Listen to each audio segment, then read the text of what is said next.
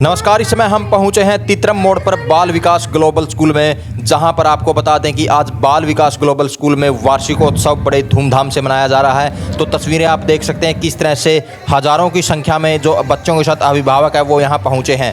तो इस जो एनुअल डे फंक्शन पर रेस एंड रिदम यानी फिटनेस विद ताल यहाँ देखने को मिल रही है। तो आप तस्वीरों के माध्यम से देख सकते हैं किस तरह से बच्चे आपस में ताल मिला रहे हैं। तो आपको बता दें कि यहाँ जो चीफ गेस्ट हैं वो ओम प्रकाश धनखड़ जी पहुंचे हैं और जो गेस्ट ऑफ ऑनर हैं वो सांसद नायब सैनी जी पहुंचे हैं। और किस तरह से जो प्रोग्राम का आगाज है आप तस्वीरों के माध्यम से देख सकते हैं कि गुब्बारे उड़ाकर किया जा रहा है। तो क्या कुछ इस अवसर पर जो मैसेज है वो जो प्रिंसिपल राजश्री चौधरी ने दिया और जो मैनेजिंग डायरेक्टर अजीत चहल क्या बोले, और आपको सुनाएंगे कि जो चीफ गेस्ट श्री ओम प्रकाश धनखड़ जी पहुंचे हैं जो प्रदेशाध्यक्ष हैं बीजेपी के, उन्होंने बच्चों और अभिभावकों को अपनी तरफ से क्या संदेश दिया। मैं बाल विकास ग्लोबल स्कूल में आज एनुअल फंक्शन मनाया गया, तो क्या कुछ अपनी तरफ से मैसेज और संदेश देना चाहूँगी? मैं यही कहना चाहूँगी, ये बाल विकास ग्लोबल स्कूल ने जो रेस एंड रिदम प्रेजेंट किया है ये हमारा एक एनुअल डे सेलिब्रेशन था और इसमें हमने रेस और डांस दोनों को मिक्स किया है।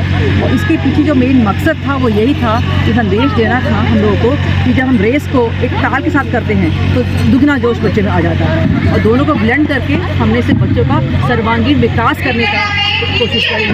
तो यही मैसेज हमने अपने पेरेंट्स को दिया है कि दोनों अगर मिलकर करते हैं तो बच्चों में दुगना जोश। सर, बाल विकास ग्लोबल स्कूल में आज एनुअल फंक्शन था, तो क्या कुछ अपनी तरफ से मैसेज और संदेश देना चाहोगे? आज एनुअल डे सेलिब्रेशन में रेस एंड रिदम कार्यक्रम था। बच्चों ने रेस और रिदम दोनों का आपस में तालमेल बनाकर पूरे अच्छे से पेरेंट्स को मंत्रमुग्ध कर दिया और पूरे कैथल शहर और गांव के आसपास के हज़ारों की संख्या में पेरेंट्स आए थे अपने बच्चों की प्रस्तुति देखने के लिए।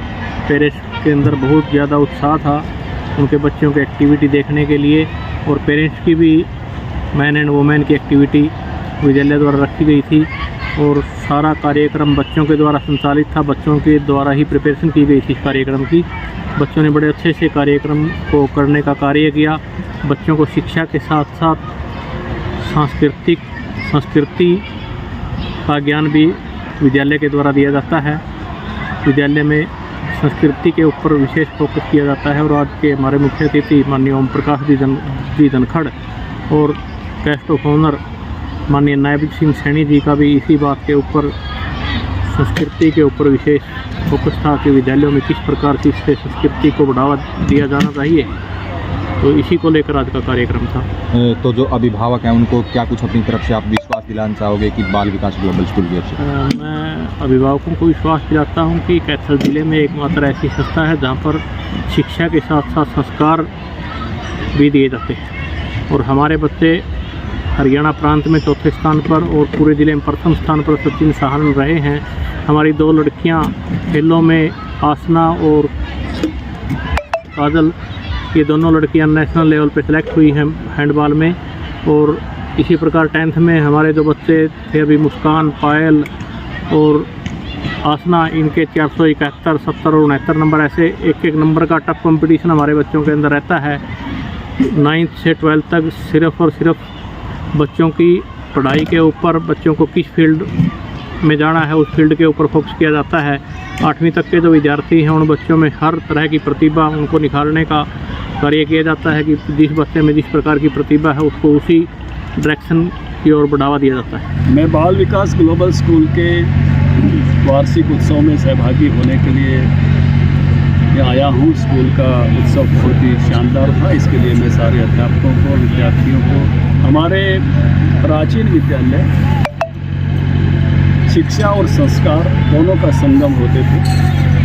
वर्तमान नई शिक्षा पद्धति में फिर इस प्रकार के प्रयास किए जा रहे हैं कि हमारे विद्यालय शिक्षा और संस्कार दोनों की स्थली बने, क्योंकि संस्कार पूरे जीवन को नियंत्रित करते हैं और पूरे जीवन को अच्छा रखने में मदद करते हैं।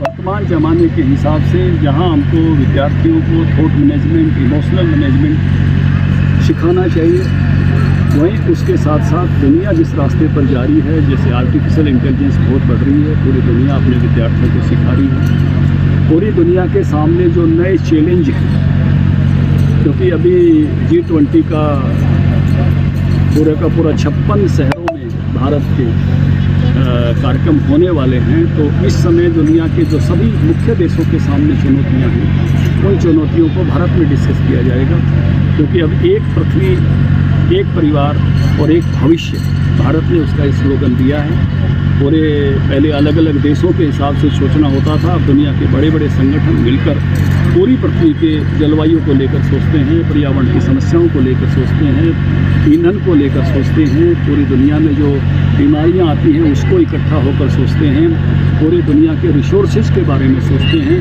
तो पूरा अर्थ एक जो है परिवार की तरह से हो गया है। और जैसे भारत का कंसेप्ट है, दुनिया के बहुत सारे देश पहले दुनिया को एक बाज़ार के रूप में देखते रहे, कहाँ माल बिके, कितना माल बिके, कहाँ हथियार बिके, कहाँ हमारा कौन सा प्रोडक्ट जाए। लेकिन अब भारतीय दृष्टि के हिसाब से चीज़ें महत्वपूर्ण हो रही हैं और उस नाते से भारत की जगह बनी है।